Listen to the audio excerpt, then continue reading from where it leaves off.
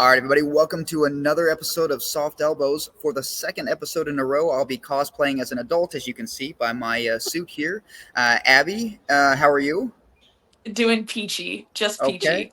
All right, just peachy. And today we have one special guest right now, potentially a second special guest at some undetermined amount of time. He's just going to appear out of nowhere, but we have a national champion in our midst. Abby Kateri Peters, how are you? I'm great. I'm nervous and excited to be here. Nervous? Is it because I'm wearing the suit? I didn't. I'm not trying to like. It's not that big of a deal. Are you more nervous about this, or were you more nervous when you went to take your openers at nationals? Way more nervous. I was literally thinking that. I was like, maybe they'll just like let me lift the entire time. Like maybe I'll just like start warming up. Like I would rather. Kateri, for anyone who lives under a rock and doesn't know, is national champion from 2024, this most recent year. She lives in Delaware. Correct me if I'm wrong at any point. Lives in Delaware, but lifts for Jason Morstein and Bassa. Am I tracking here? That's No and yes. no and yes. Oh no. I'm living in Maryland now. Okay. I still have a gym in Delaware. That's where I'm at right now. And then from birth until I went to college, I was living in Maryland. So a lot of my life is still in Maryland. And when I was looking for coaches, Jason was one of the people that I tried out. So okay. I feel it's from my parents' house. It's about like 30 minutes to Bassa. So it's still close. Yeah. I have a ton of questions for you about all of that. But we're gonna hopefully Jason is gonna be appearing out of nowhere here in a little bit. So while we patiently, as always, wait for Jason, I want to get you guys' thoughts on a couple of things that have happened since our last episode. The first one being that they announced that Nationals is going to be back in Colorado Springs in 2025 and 2026. That's big news for the two of you because you will undoubtedly be there. Less big news for me because I have no chance of being there.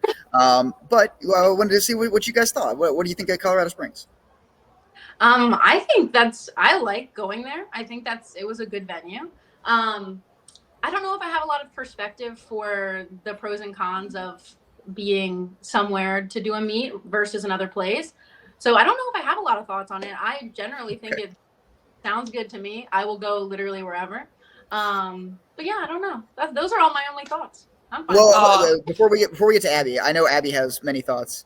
Abby has always so many thoughts. Let's take the weightlifting part out of it. What do you think of Colorado in general, just as a general place to be? Oh, I would live there immediately. I do actually intend probably to live there at some point in my life. Okay. I think just the terrain where it's located and just like general climate, there are so many activities that you can do versus living in Maryland and Delaware my whole life. There's activities, like outside activities, but not nearly as many. Like your hikes are all flat and like 2 to 3 miles. So yeah, there's just, if for someone who wants to be active and likes to do things that are outside, it's just a much better place to be. I went to national. It was in Colorado Springs in 2023. Am I remembering that correctly? I think so. Yes. Yeah. I remember going out there with a group. Again, a surprise to no one. I was just there as a spectator. The rest of the group was there to actually lift things. But I remember the consensus being among the half a dozen of us, or however many it was, that we would all like drop what we could, drop what we needed to drop, and just live there if that was feasible. Unfortunately. We have to work and stuff and pay bills, which is just a real drag. Responsibilities and things. Abby, what do you think? What do you think about this move? All right, Abby, the person, is obsessed because, like, I was just in Wyoming. Like, that's where my heart belongs, is out west and in the mountains and being a little hippie girl. No, but I love Colorado, and my only gripes about it is that traveling there is kind of a pain in the ass. Last year when we had it there, I flew into Denver and like I had just the nightmare travel story of the ages because we get in around 9 p.m. and go to get a rental car because Colorado Springs is about an hour south of Denver. And so like plan was, and it was much cheaper. Let me also preface that, much cheaper to fly into Denver than it was to Colorado Springs because it's a smaller airport. Denver's huge. So get into Denver around 9 p.m., go to pick up the rental car. The line was out the door for rental cars. It was unbelievable. Sat in line for 3.5 hours. So don't get the rental car till 12:30. Roll up to the Airbnb at 1:30 in the morning, tired of shit. And the Wi-Fi is down. So the lockbox, like the electronic keypad to get into the Airbnb, didn't work. Didn't work. So resigned to sleep in the car. I called the lady that had the Airbnb, and obviously she's fucking asleep. And I wasn't gonna like pound on her door, it's kind of rude. And I was just like whatever at that point. And so start to fall asleep in the car, and then next thing I know, there's a knock on the window. In my half asleep state, I think I'm getting arrested. I dead ass think I'm getting arrested or like questioned about like why are you in this lady's driveway? And so I wake up freaking out. It's the lady. She's like, I'm so sorry. My Wi-Fi is down. So get into the Airbnb at 3 a.m. Just absolute nightmare travel scenario. And then the rest of the trip was fun. I bombed out, but like the rest of the trip was fun. And like Colorado Springs was beautiful. It was clean. I had one of the best burritos of my life there. It was a good time. And similar to Steve's consensus, like just love the area. Yes. The whole it was cool how we had everything on campus, and like I'm a huge hockey fan too, so the arena itself was sick, and like I really liked how they put they had the jumbotron and they actually had like the scoreboards going, because they've been slacking on scoreboards at national meets recently, so that was pretty nice. My biggest gripe I think was with the training hall.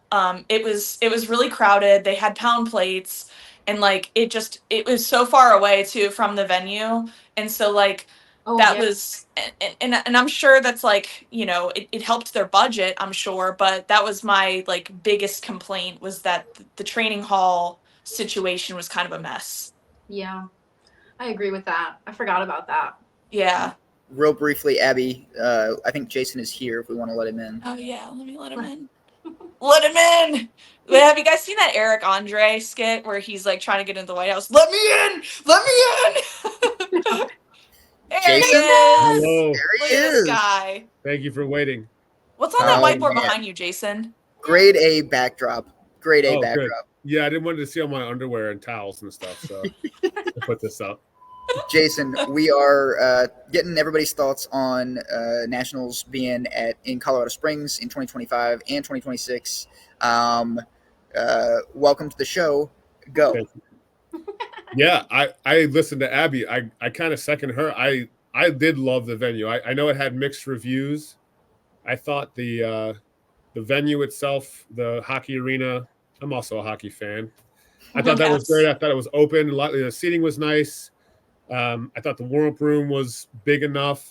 I love Colorado Springs, the city. I had a lot of fun walking around there. Had the best ice cream I've ever had, so go with your burrito there. Abby, nice. I'll take you there this year, next year rather. Damn, you're the second coach who's come on here and bribed me with ice cream. So we're gonna keep that trend rolling, I guess. Yeah, absolutely. Yeah, I think Kateri, did we go? We went, right?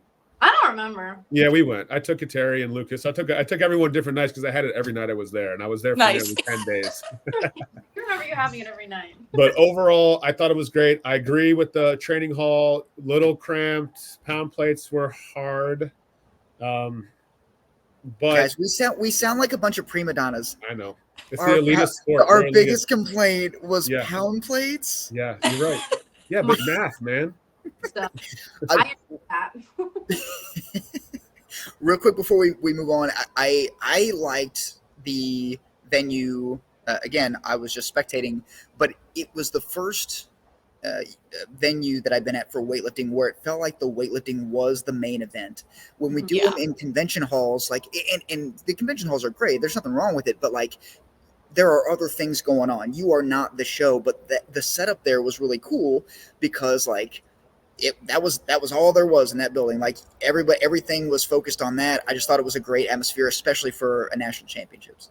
Completely agree.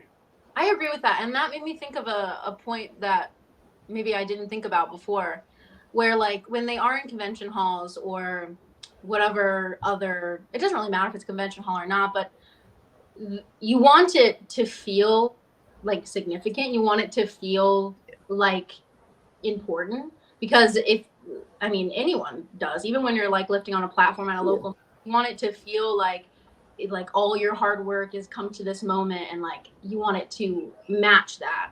And sometimes when it is in those training hall or in the convention centers, it feels like everyone is just like walking around and not paying attention. And like, does that matter? Should it matter? No.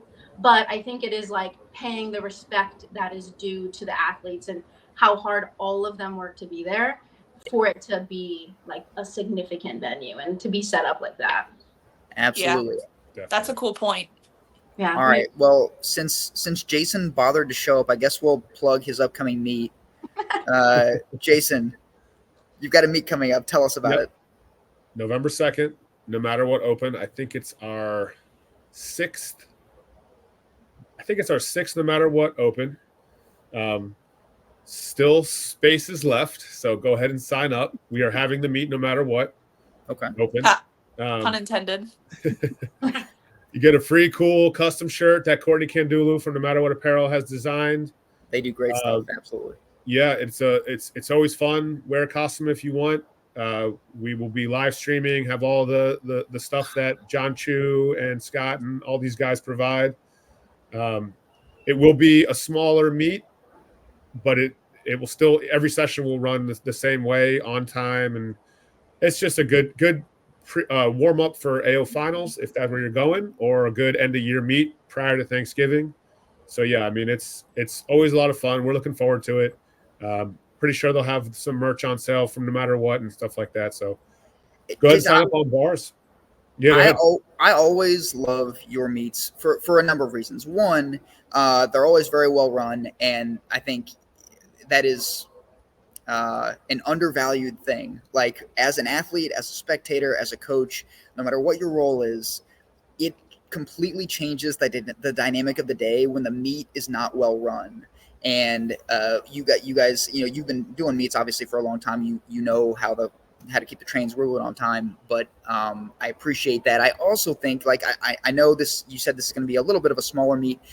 I actually think for some lifters who are getting ready for AO finals, that can be good because you want to take heavy attempts or find out what your openers are going to be or whatever. But like, there are some lifters who the idea of weightlifting meets is a little bit intimidating because sometimes you roll up and you're going against Kateri Peters and you're like, well, I'm not there yet, but if it's a smaller meet, but still like a professional meet feel, which your meets, always are, I think it's a good way to draw more people in, which is what we're all about. I agree, man. It can be intimidating for everyone. I think that's a good thing in a lot of ways. And, kind of way we run things at BASA is like your first 3 meets are just learning how to compete. So the expectations have to be tempered a little bit. Go out there, wear a singlet, lift in front of judges. It's only you up there. There's so many factors that you can't really imitate in training. And so having these local meets, and if they're smaller meets, it just lessens that a little bit. We've always felt like we've helped out anyone that kind of is new to the sport, or like kind of basically how I met Kateri. I was just thinking. So it's a good one to do, to learn, get a cool shirt. We've been doing it for 8 years now, which is crazy. And it can be a big deal, but I think, and you guys are competitors, is like the less expectations and the more fun you have, the better you do anyways. Yeah. So those local meets, sometimes people will sign up and then they'll email me 2 weeks out that, basically I got cold feet or something. And I just want to say, look, just come in here. Yes. We'll help you out. Just do it. Get it over with. You end up having a blast anyways. Yes. But you got to get a few of those under your belt. And even if you're going and Steve Yonda or Abby Richards or Kateri are there, we do a entry total meet So you'll be lifting with people that are lifting around the same weight. So it'll be that competitive atmosphere, maybe not the same weight class that you're used to. You might not get a medal. But if those are your reasons for going anyways, maybe that's a good learning experience also. How scary am I when I'm singing Taylor Swift in the back anyway? I don't think I could be that intimidating. No, that's the most scary. When you walk in the door, they're like, shit, Taylor Swift. Sorry, can I curse on this podcast? You absolutely can, Jason. I hold them all in around my kids, so they may come out now. No, absolutely, let it fly. I wanted to just quick comment on Abby's point of the Taylor Swift or whatever you're listening to. I was a power lifter like a long time ago, and my training partner was Matt Nolan, and he won nationals in 2011. And I say training partner loosely. We worked out together, but we didn't really share a bar or anything. But he would listen to "Party in the USA" by nice. Who's that again? Miley Cyrus. Miley Cyrus, yeah. And it was the most intimidating thing in the world because he's crazy. So he's unhinged. Yes. Yes. Now, Jason, as you may know, there's another local meet that day. Arthur from Mach 10 is also hosting a meet, and I can't remember who told me this. It might have been Abby, it might have been Mike Choi, but they were definitely trying to start shit. And they said that the way it's going to go is at the end of the day, you and Arthur are going to meet up at some location in the middle. You're going to have an arm wrestling contest, and then the winner is going to have another meet the next weekend. It's like a tournament style thing. How true was any of that, or is Abby a liar? No, that's correct. Okay, all right. I've been practicing. Nice. I've been working on my children. I beat both of them. They're 4 and 2. You can't do But I think I'm ready. Listen, confidence is a big part of it. So I'm glad that you're at least your confidence is healthy. That's good. That's always a plus. Yeah, no, that's what you got to have confidence. Fake it till you make it. I've always been confident. I've never been a winner, but I've always been confident that I will win. And it really relieves a lot of that pressure. In all seriousness, I think through perhaps some unintentional miscommunication, there is another meet that we definitely also want to plug. Mach 10, if you are closer to that area. Listen, I think even though Jason, you are hosting a meet the same day, I think you would agree. Like, we just want people to compete and get more involved in the sport because that is better for the community. And also, we for sure will make this arm wrestling thing happen. Like that wasn't a joke. We're gonna do that. Yeah, at Arthur, be ready. Before we get into the conversation that I want to have with you and Kateri, Abby had, I guess we're gonna talk about this poll question. Abby, what do you got for us? Yeah. So I'm really surprised by like some of the responses I got for this one because there's a lot of like rhetoric out there, and I thought people were going to be way more animated than they ended up being because people talked a lot of smack on like Reddit and stuff about this specific topic. But I asked a question a couple weeks ago about coaching changes and like how many coaches have you had in your weightlifting careers? And I think some people might have listened a little too closely to the podcast with Emma where I was like, by the way, those aren't anonymous, because some people really they really yeah, I did. Whatever. But if they weren't mean, then they weren't mean, and that's great because they would go straight to gulag if they were mean. But I think a majority of the people who responded, I think they've had somewhere around 2 to 3 coaches. There were a lot that had one and only. And then there were a few people that kind of that said they had 4 or more coaches. But a lot of the responses I got were like, well, I think it depends on how long you're in the sport. There was one person who responded, and he was like, oh, well, I moved a lot and my coaches didn't want to go remote. And so because of that, like, I've had to find a new coach everywhere I go. And then I don't think anyone really said anything about, anything negative or derogatory, which again surprised me, because like if you go on Reddit any given day, people tend to be under this impression of, well, if you change coaches and you have this many coaches, then you're the problem, you're the underlying issue. And I personally I could not disagree with that harder. I think at face value, sure, it might look that way, but like I really believe in people having their own stories and their own paths. And I think a coach athlete relationship is so important. Like I couldn't imagine like just finding somebody, on the internet, and like because I liked what they did, and maybe they turn out to be a giant asshole. I'm not going to force myself to stay with this coach who's a giant asshole and who doesn't make me better or doesn't make me want to train. Like, what's the point of staying with someone who's just a jerk and isn't giving you what you want and you feel like shit? And oh, but I better stay because at Steve on Reddit said if I change coaches, then I'm a problem, So Abby, are you the people on Reddit? Like, are you the thing you speak of? am I haters? No, I'm a hater, okay. yes, but not Right. on this specific topic. I mean, actually I will take the counterpoint, and then I want to hear from Kateri and Jason, because I think there is an element of good fortune to this, right? Like, whether your first coach is somebody you met online or somebody you met in person, like there's an element of like you don't really know what you got until you get into that relationship. It's true with any relationship. exactly. But I think as someone who has had 4 coaches, I actually do take the position that if you have to move around that much and you are not yourself moving around to different parts of the country or world, I guess, that you might be the problem. And I say that pointing the finger at me. Like, I can look back. The reason I had 4 coaches and also a handful of other people who were just like helping on the side and giving me tips and trying to like help me grow, like I was the problem, because I was convinced that whenever I hit a plateau, that like another coach would have a different way and it would be new and it would be exciting, and like that would be the fix. This coach, this program, this whatever was going to be the fix.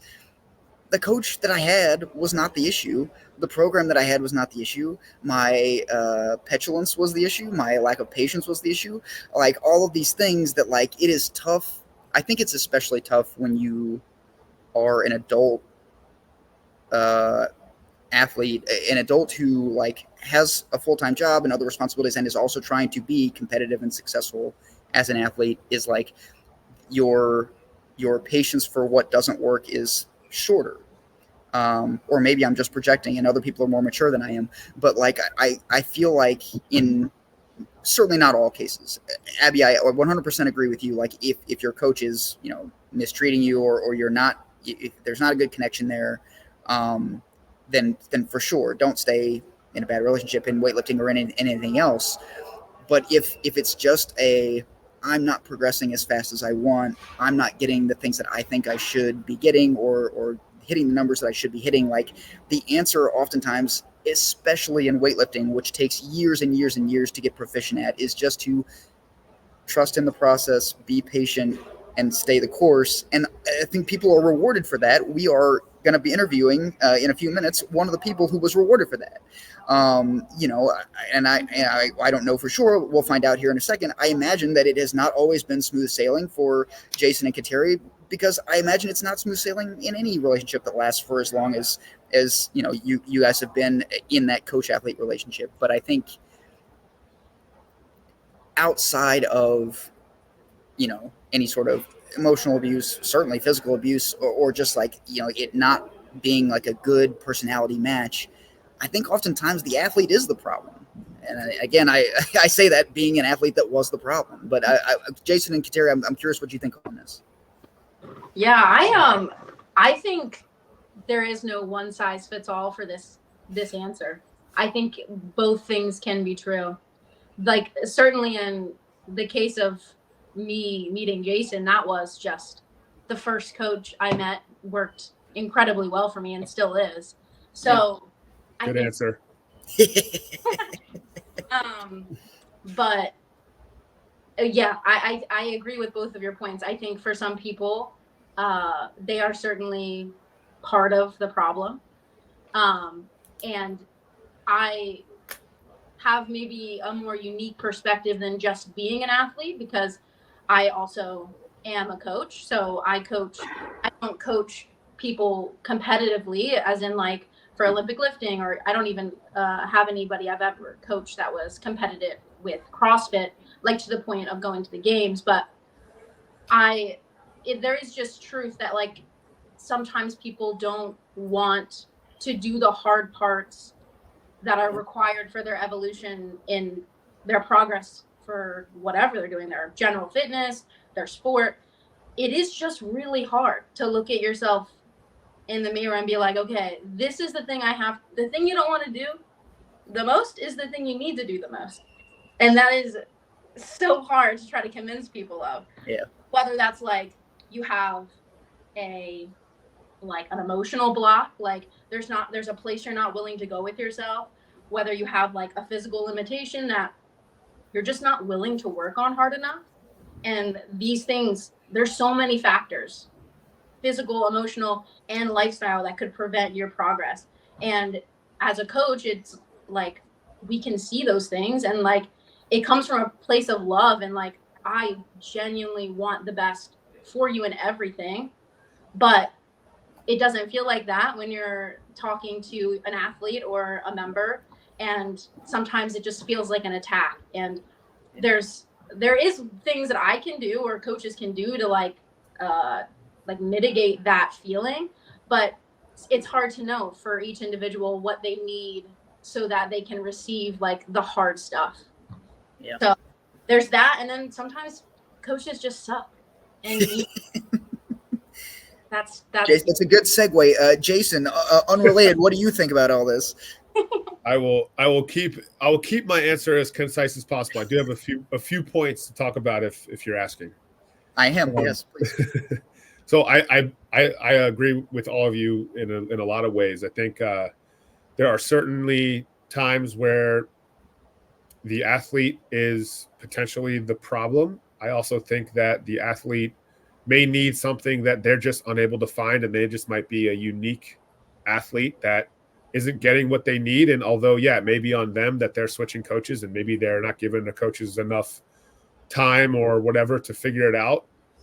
That's certainly possible. But, sometimes you just click with the coach, and, you won't know until you try out. So I completely understand jumping around. And Steve, you would never know that you were the problem until you had a bunch of coaches and were like, okay, it is me. Yeah. Where, you may have a bunch of coaches and be like, wow, those first two coaches, they weren't really that good at coaching, and this coach is better, and I'm the same. I think both those are true. I think that from a coaching perspective, there's a few things that go into making an athlete.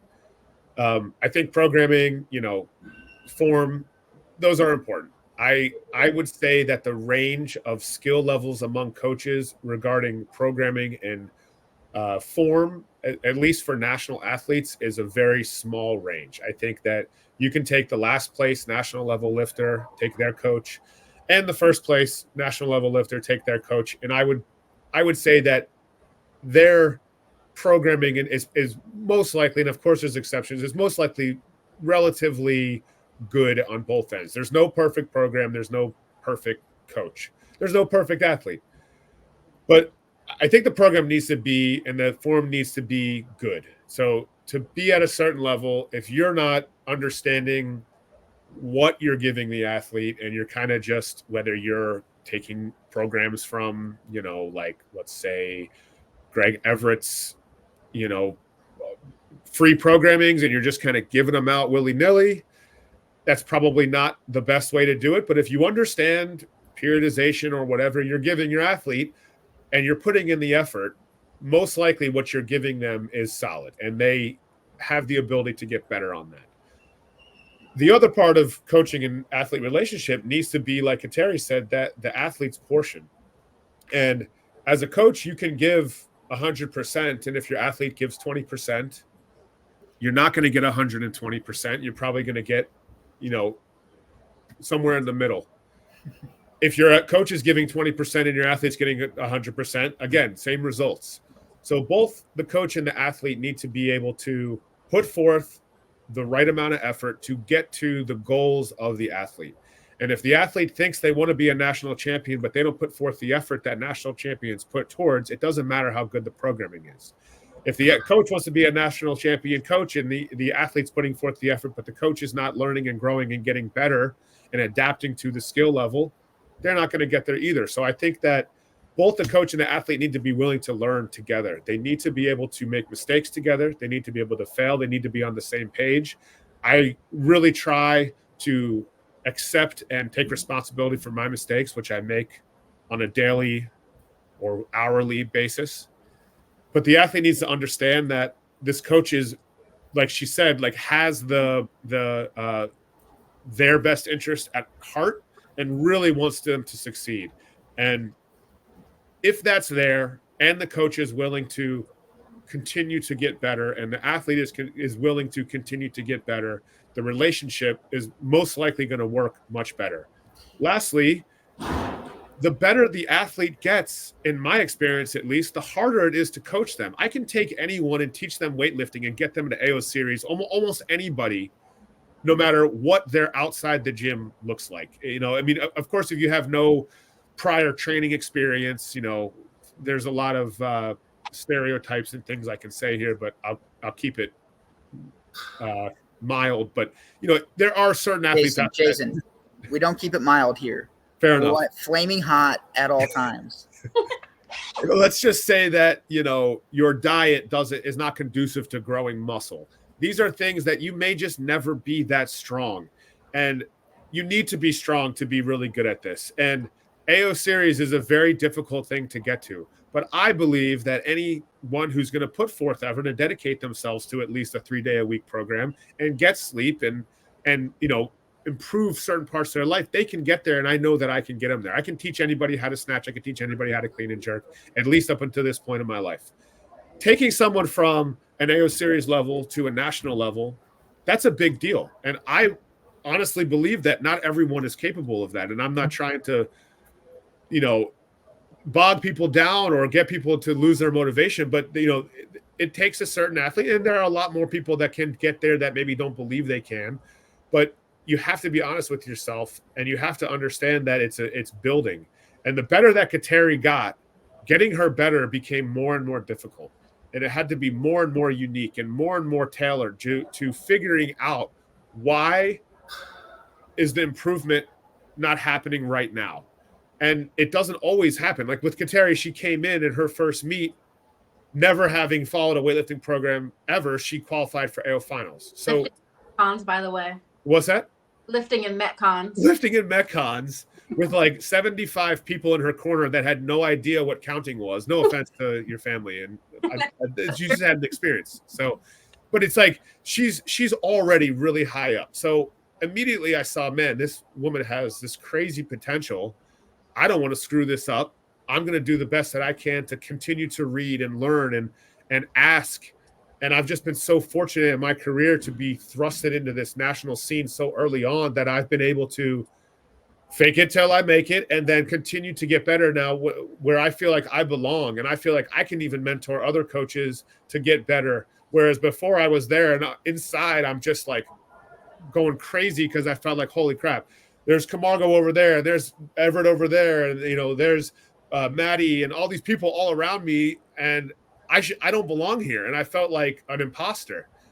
But then you do it more often and it's just experience. But one thing I have done is I've screwed up many times and I've said, okay, I've screwed up. Why did I screw up? I gave them the wrong thing. I did too much or too little. And then you gotta change it. You can't just stick to the same thing and expect similar results, because a novice going to an intermediate is way easier than an intermediate going into an advanced, and then of course an advanced to an elite. Elite lifters, advanced lifters, you guys are just trying to hit 90 to 100% again. You know, that's extremely difficult. Whereas a novice lifter, if you don't hit 110% today, something went wrong. You know, it's just, it gets more difficult as you get better.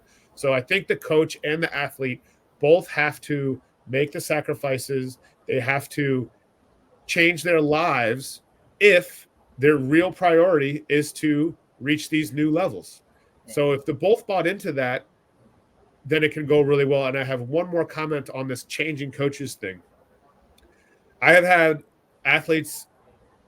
good athletes come from other coaches and come to me and get better.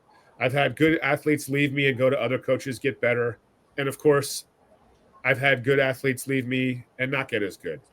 Why is that? Is it because of the coach they went to, or is it because they changed their life? I think there's two factors there. I think that one is the athlete might think if I go to a new coach, they're going to give me something new and it's going to be magic and it's going to work. But I think if you ask even the new coach, if the athlete's not going to put in the work that they need to put in, it doesn't matter what kind of programming you give them. There's also this honeymoon phase, and we get it in all aspects of life. But you may be with a coach for 4 years and it gets stale. And it may be the best programming ever. And you could be with Max Ado or with Greg Everett or with Jason Morstein, these amazing coaches, and go to another. What are you laughing at, Abby? And you go to another coach and it's just new. And it might not be as good, but now your motivation has escalated. And now you're starting to do those other things that you weren't doing before. You're going to bed at 9 p.m. You're changing your diet. You're stretching. You're doing these extra. You're warming up longer. Like those little things are what make the athlete. And I think that oh boy, I'm blanking on his name. Travis Mash said you got to master the mundane. And I just think that to get to the next level, that's what has to be done. You have to be learning something from 70%. You have to be dialing in your diet. Whether you count macros or whatever you do, it has to be conducive to getting better at the sport. You have to be sleeping. You have to limit your vices and your social media and your screen time. These things all factor in, and then they stack on themselves. And if you're on your phone till 2 a.m, because why not? Well, you're asleep at 2 a.m. Your biorhythms are off. Your circadian rhythm is off. All these things factor in to get to that next level. And if you are honest with yourself and you're cool with where you're at, then keep doing that thing. The goal is to be happy. But if your goal is to be a national champion, well, then you better get everything that you have control of in line and hope that your coach is doing the same. Because becoming a national champion is potentially the hardest thing. What is the hardest thing that we can do in this sport, at least for 99.9% of people. So I just think that it really is. It's so many factors in there.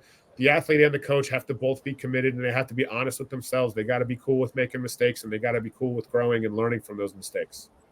Well, Kateri, Jason says, and I think this is maybe an obvious point. Becoming a national champion is the hardest thing to do in the sport. Let's talk a little bit about the path that you took to get there. So we mentioned, I think this was in 2019, right? Was this your first weightlifting meet? You lifted in Metcons, you qualified for AO finals. You were the envy of a nation, because I don't know if you know this, that doesn't happen very often. But I'm curious, what was your background? Like, you were clearly very athletic, very strong going into that part, or you wouldn't have been able to pull it off. But what kind of prepared you for that? So before doing that first meet, I was doing CrossFit for the last, I think, since 2016. So I had been doing CrossFit. I'd been doing Olympic lifting in the context of CrossFit. And then before that, I was competing in powerlifting. And so that was probably like halfway through high school. I started competing in powerlifting, and then I continued on until my freshman year of college. It was my last powerlifting meet before I started into CrossFit. So when I was doing powerlifting, I was able to get, and apparently I recently learned, I still have a world record for the federation and the weight class in the age group. But I was able to get 3 world records while I was competing. 2 of them have been stolen since, but I still somehow able to bench press was my worst lift also. Don't know how I've accomplished that, but yeah. So, and then before that, I was doing strength and agility training for softball because I was playing softball, and then nice. I played softball in college for like half a season before I stopped.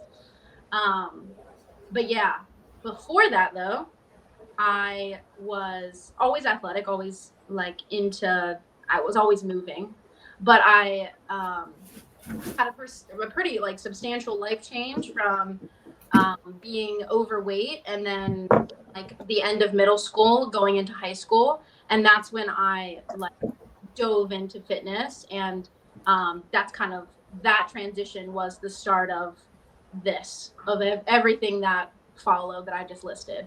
It was kind of just a snowball effect from there. Do you mind sharing like what kind of prompted you to, like you said, dive headfirst and full on into strength training and to fitness? I mean, it was a little bit of an obsession. It was the desire to be different than I was. Like it's like the last straw of frustration with yourself. You know, it's like I want this thing. Why can I not make it happen? And to pair with that, I had a lot of family support. So like when I decided I don't want to say like be fat because that's a terrible way to describe it. But like I want to be healthier. I want to not be overweight anymore. And this is like coming from a middle schooler. Terrible. Like also just like why was I thinking about that? Why did it matter? But it did.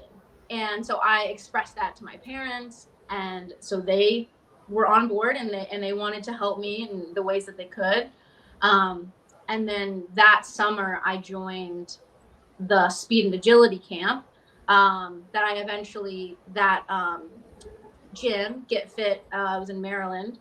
I started working for them, and that eventually like being around fitness all of the time and having really at the time really incredible mentors that like instilled a love of it and then just like pushed me and saw what I didn't see in myself. Like that's what I think just like threw me into it.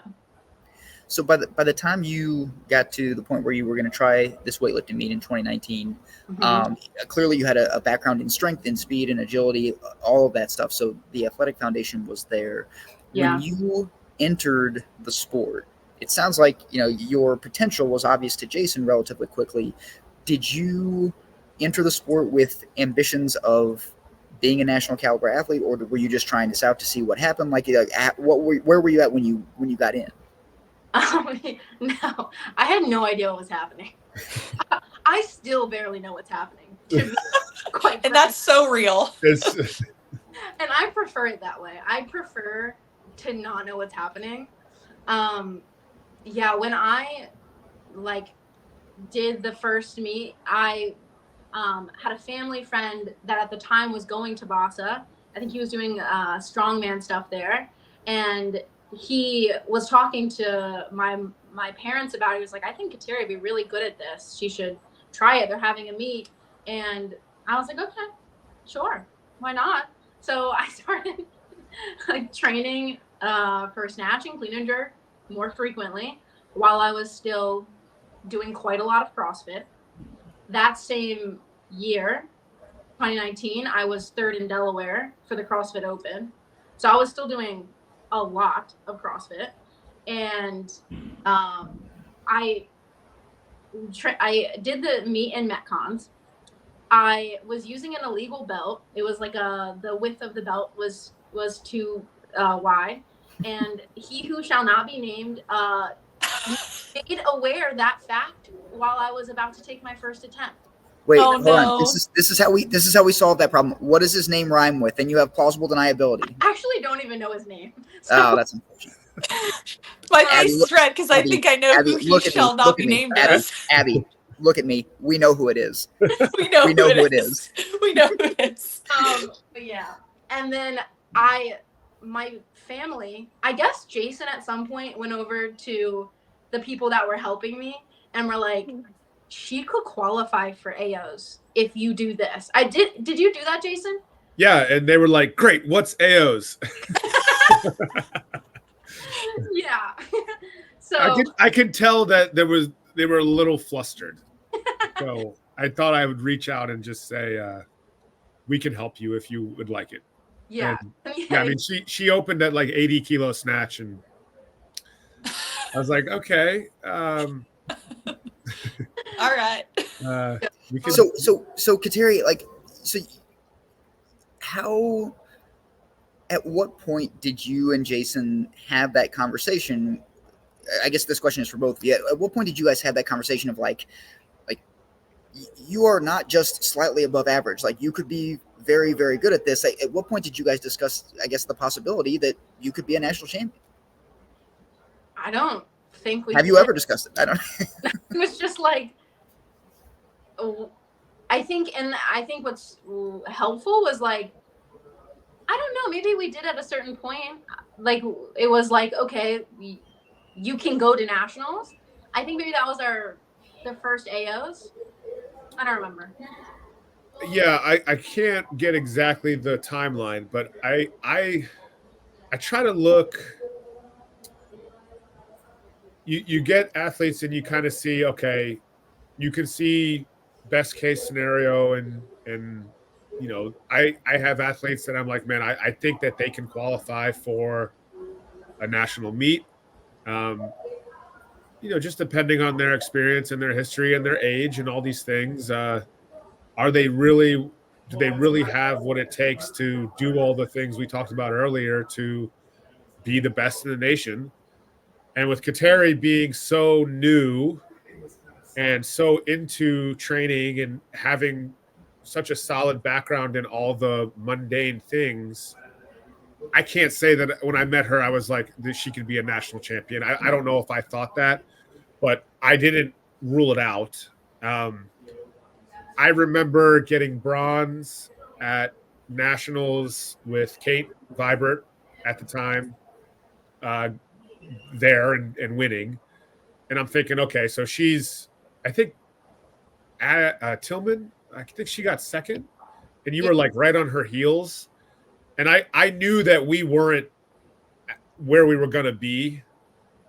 And I mean, maybe I thought, I don't know if you'll ever beat Kate, to be honest, but I definitely thought, there's some real potential to be really good at this for her. And then the next year we got second with her making only openers, and she had, the winning lifts on the bar, and she just didn't execute, and she wasn't in the greatest shape, as in physically, not that she was in great shape, but just I think your ankle or something that year was bugging us or something. But it was like, man, she makes 4 lifts instead of 2, and we got a whole new medal here. So it was exciting because I knew she could get better, and I can't think in my head like if I ever was like she's going to be national champion, but I knew that one thing I wanted more than anything was to have a national champion. That was a really big deal for me as my goals. So Kateri, there was no doubt in my mind that Kateri had the potential to do it, but I don't think I was like, Kateri, we got to be national champion, blah blah blah. I just didn't. I don't want to cloud my thoughts with too many expectations. I want to take it a step at a time, a day at a time, keep getting better, and then see what happens, because just it's any given meet. There could be a meet where she's the favorite and she bombs out, or vice versa. So it's like you got to just try to get all you can out of that athlete, prepare them the best that you can, prepare yourself the best that you can, coach the best that you can, because a coach can ruin a meet even if the athlete is executing. So I think that it's just like, for me, it's like stay in the moment, get that athlete prepared, get them confident, let them have the skills to do it, and then let's go out there and compete and have fun competing and see if we can't really make a splash here. And yeah, I mean, there's just so many examples of things that went right, things that went wrong, and it's the same athlete, so you just never know how it's going to result. Kateri, I'm curious. We talk to a lot of athletes about like the pressure that they put on themselves because of like their internal goals, their internal motivations, why they got in the sport, why they keep doing the sport. And I was listening to Jason talk just then. I'm curious, not that I feel like he ever like put any like explicit direct pressure on you, like this winning this national championship is important to me as your coach. I can't imagine that he was ever that forward with it, but like, that's a reasonable thing for a coach to want. And so I'm curious, as you were going through those 5 years and getting closer and closer, higher placing in national meets, did you ever feel any pressure, even if he wasn't saying it, like it wasn't just to reach your potential for you, but that you were trying to reach it for him as well as your coach? Pressure from Jason specifically, I've genuinely never felt. Like, I think what I feel is that Jason wants me to produce what I have worked so hard to be capable of producing. And I also similarly want that for myself. But it feels like if the best that I can do that day, like, both of us are going to be proud of that, even if it's not what we wanted. Like, I think, I don't know, maybe I'm speaking, this is what I feel is whatever I do is like, good job. Like, like this is so hard. There are so many variables, and I try my best to give myself grace in that weightlifting is one part of my life, and I have, like Jason was just talking about, I have to get all these other mundane things right so that I can be the best that I can be in weightlifting. And probably for the last 3 years, I haven't been able to do that as well as I would like. And so going to these meets, like, I haven't felt like I was as prepared as I felt the first 2 years. But also, the first 2 years, again, I really didn't know what was happening. And that helped in regard to the pressure I felt internally when I was lifting.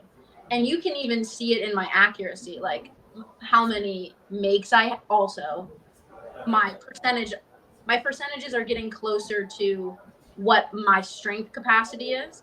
Like, I am this strong when I started and my skill was down here. And now we are getting way closer to my strength and skill capacity. So that is also a variable. But I would say the first time I felt any pressure was like, oh shit, I'm realizing that, like, I could win this thing.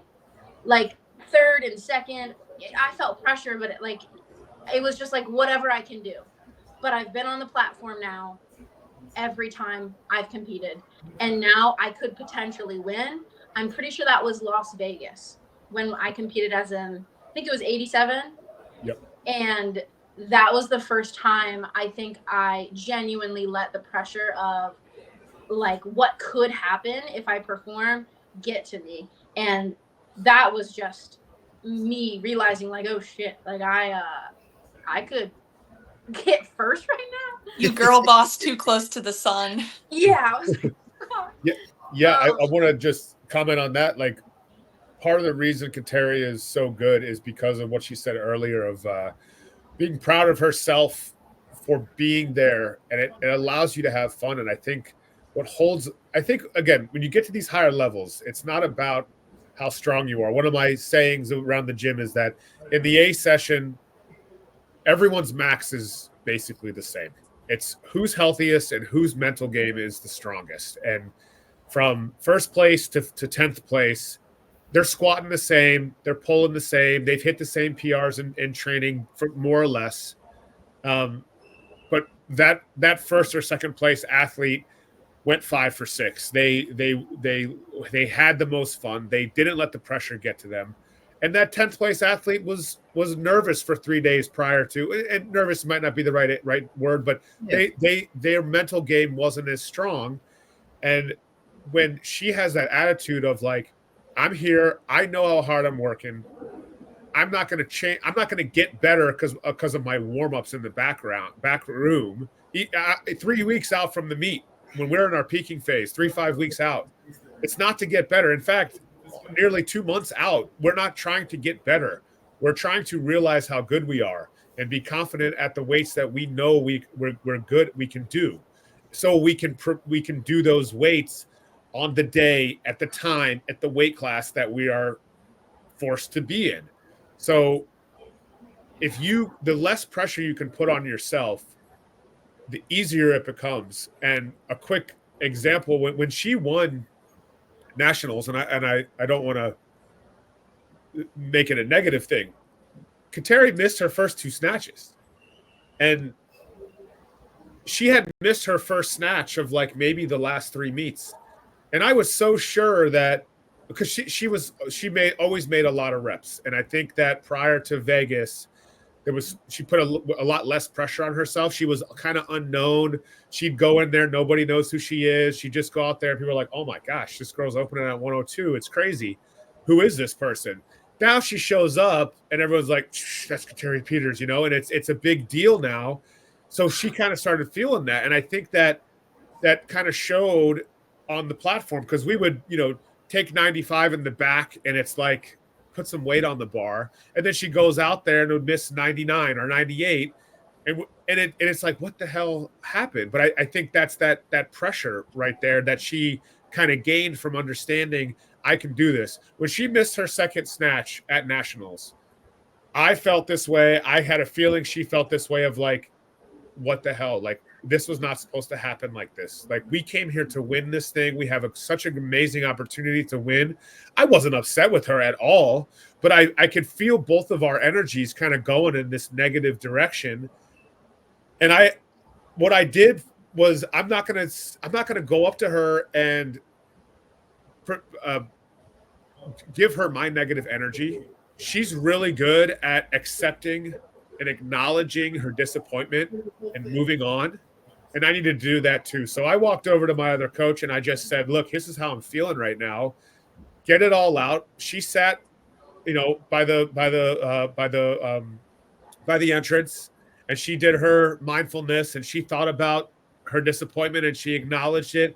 And then she moved on and she said, "Look, I came here. I still have another snatch left. I came here to make lifts and to win this tournament. I didn't make my first 2. I'm going to make this third one." And I talked to my coach, Kirsten, and she helped me out, kind of settled me down.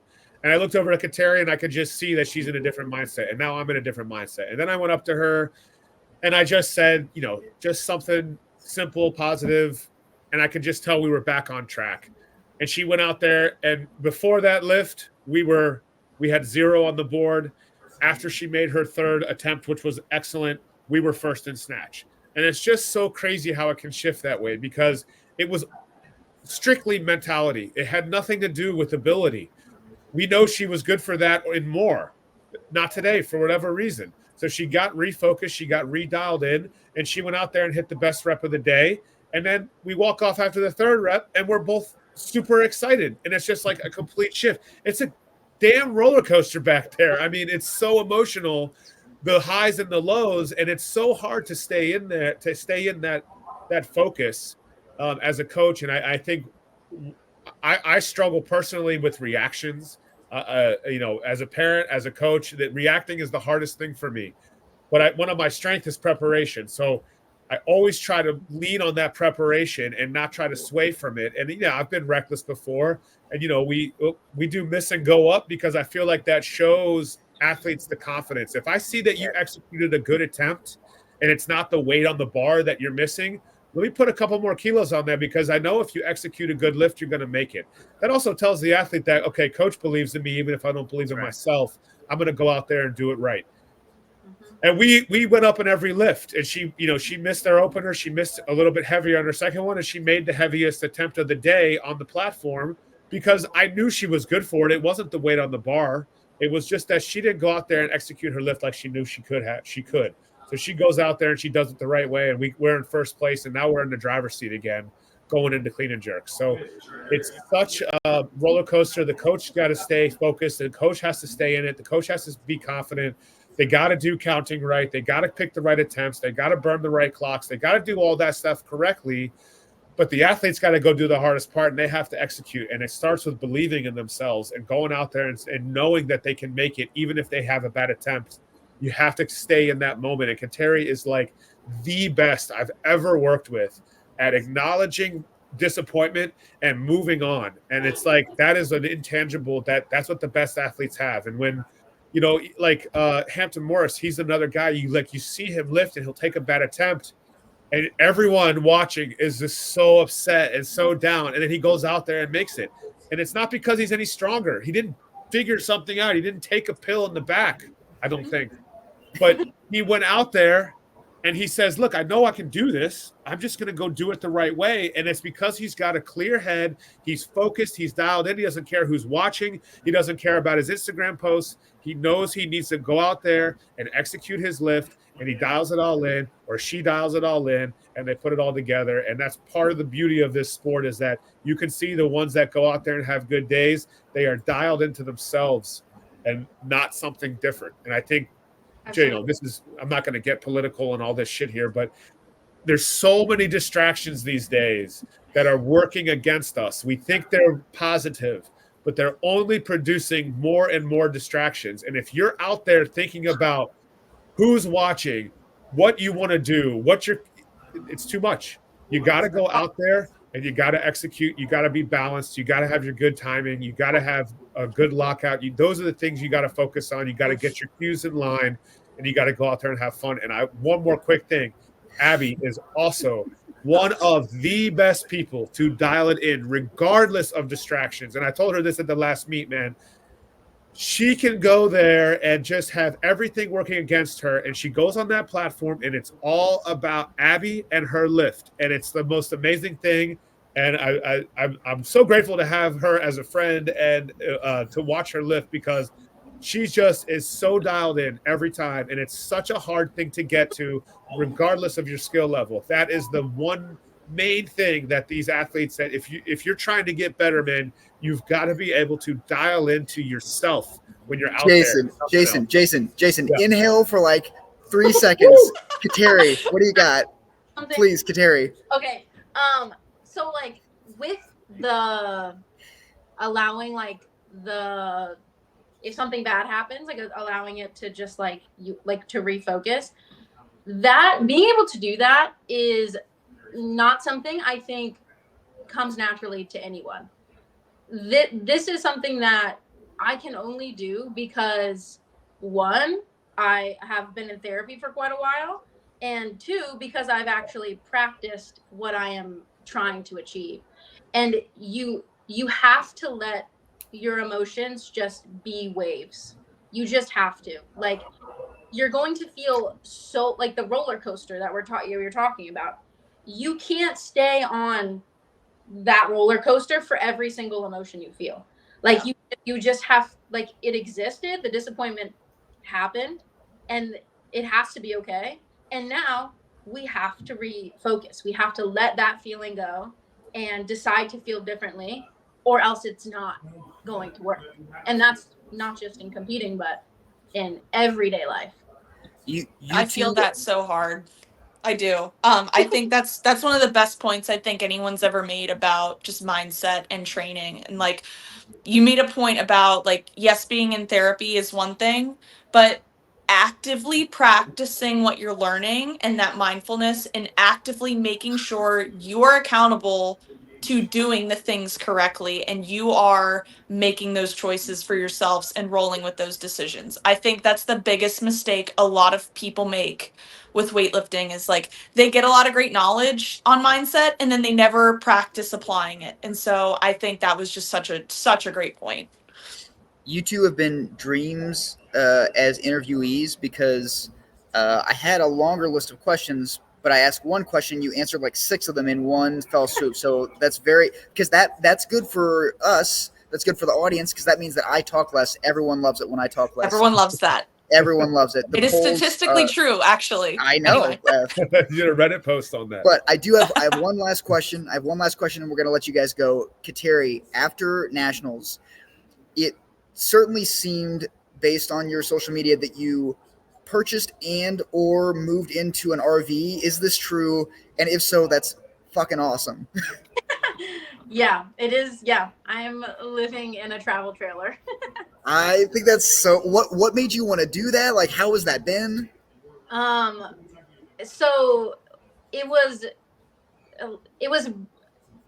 okay, words. It was a decision made out of necessity, but Okay. also I've always wanted to do something like that. So it was the thing I wanted to do and the best option, which Great. was perfect. And yeah, it's having the ability to, the world is just economically nuts right now.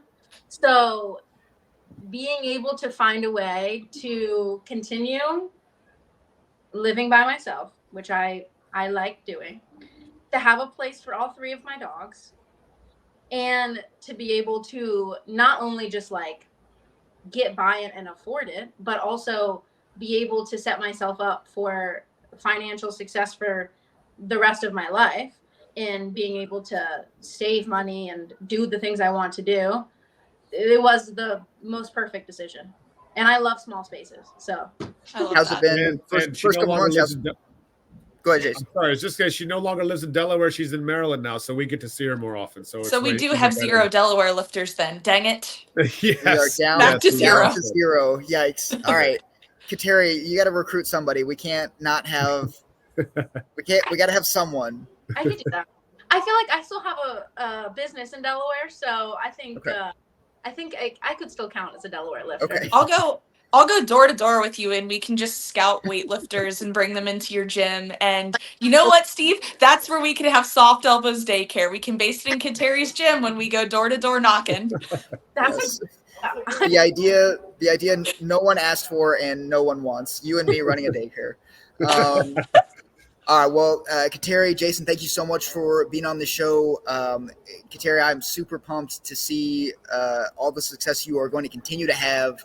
I'm pumped, apparently, to see you in Colorado, which is where we'll be the next couple of years for nationals. Hell yeah. And yeah, that'll be it for this week's show. We'll see you all in a couple weeks. Thank you all. Thank you.